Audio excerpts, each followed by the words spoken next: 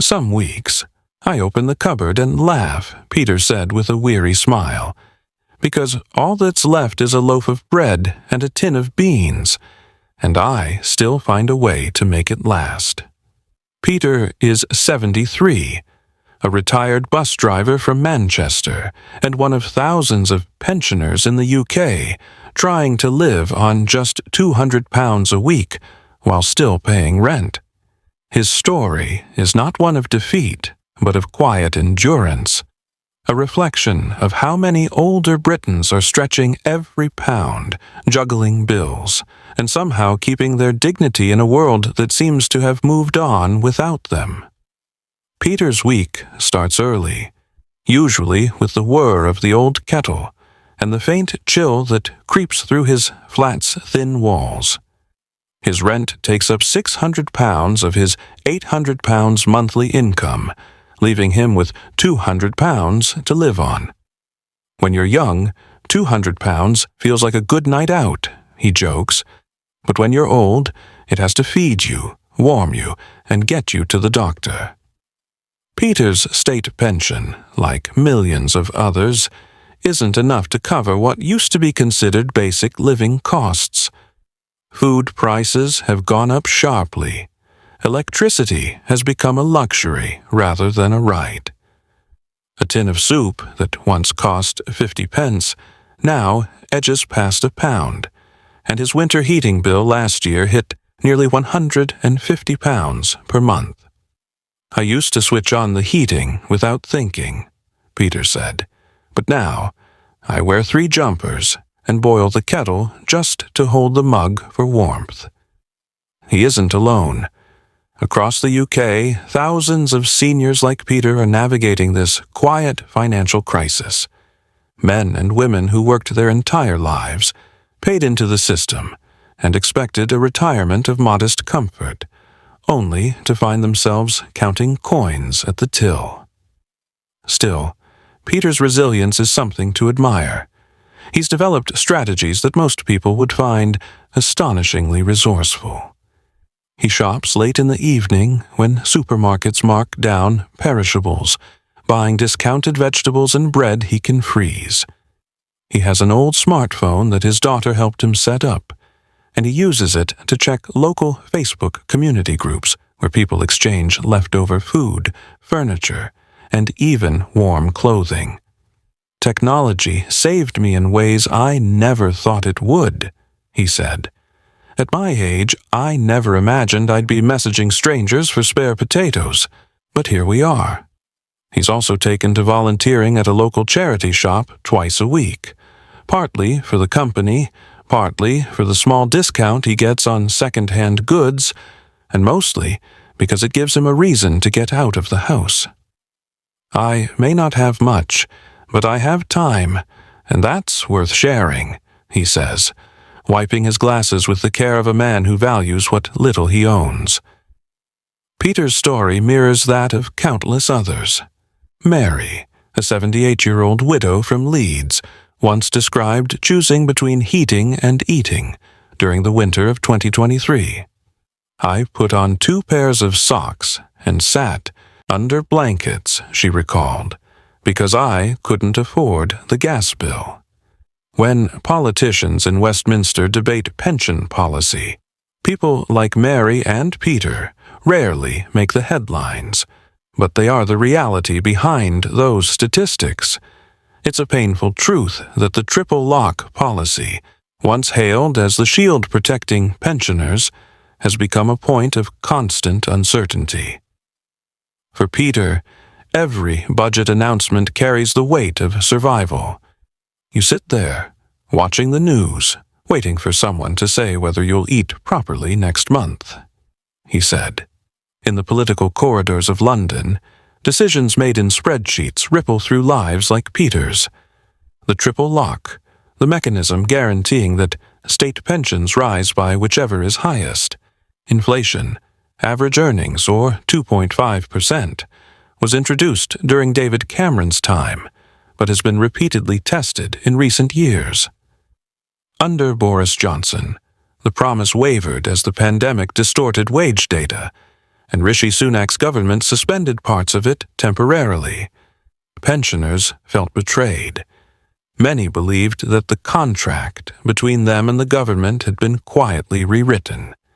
"We worked through blackouts and recessions," Peter said. "We built this country after the war, and now we're being told to tighten our belts again."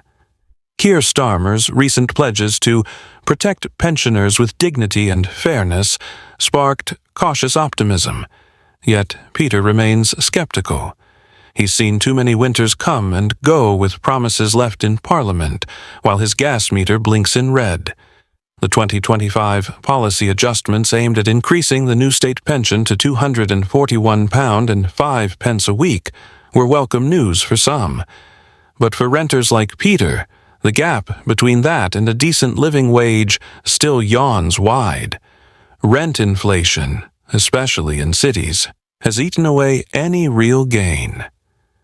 According to Age UK, almost 1 in 5 pensioners live below the poverty line, and the numbers are rising.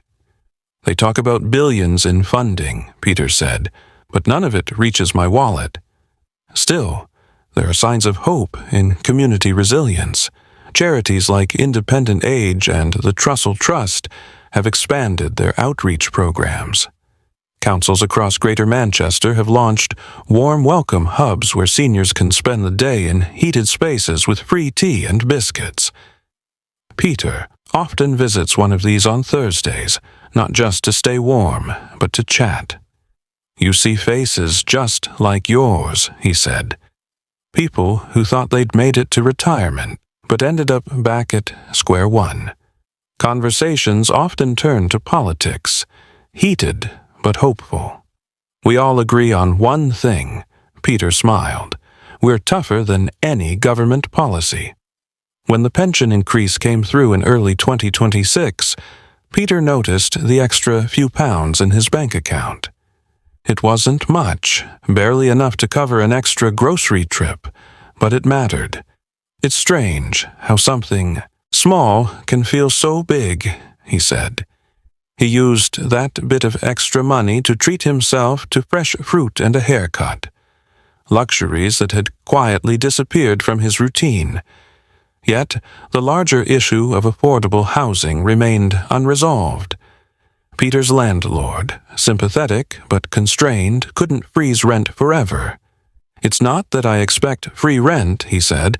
"I just want a system that remembers we're people, not numbers." Over time, Peter found ways to adapt that surprised even himself. He joined an online seniors group that shared energy-saving hacks, like using tin foil behind radiators to reflect heat, or making hearty soups that lasted several days. He even learned to grow herbs on his windowsill, bringing a touch of green into his gray days. "You don't need much to feel rich," he said. "Just something alive in front of you." He also started recording short videos on his phone, tiny life diaries, to share advice with other pensioners. One of them went mildly viral when he said, "If you can make a cup of tea and smile, you've already beaten the day." The internet called him Grandad Peter, and for the first time in years he felt seen. Now, as he looks ahead, Peter reflects on how much the system has changed, and how much it still needs to. "Politicians will always argue about percentages," he said, "but we live in pounds and pennies." His advice to younger generations is simple. Save early, plan carefully, and never assume the government will look after you completely. But he also tells them not to lose heart. "Life shrinks when you stop hoping," he said, sipping his tea. "I may not have much, but I still have mornings, music, and the kindness of strangers." Peter's story isn't one of poverty alone. It's a portrait of perseverance. It's about finding light in dim places, laughter in hard times, and dignity in simplicity. Across the UK, there are thousands of Peters, retirees who built the nation's roads, taught its children, drove its buses, and cared for its hospitals, now relying on a pension system that barely sustains them. Yet they endure. They swap recipes, share warmth, and look out for one another. Their resilience is the quiet backbone of Britain. And, as Peter puts it, with a chuckle that hides a lifetime of lessons, you can't buy happiness, but you can stretch it if you're clever. In the end, his story is not about surviving on £200 a week. It's about what survives in him: faith, humor, and an unbreakable belief that tomorrow might still be a little kinder.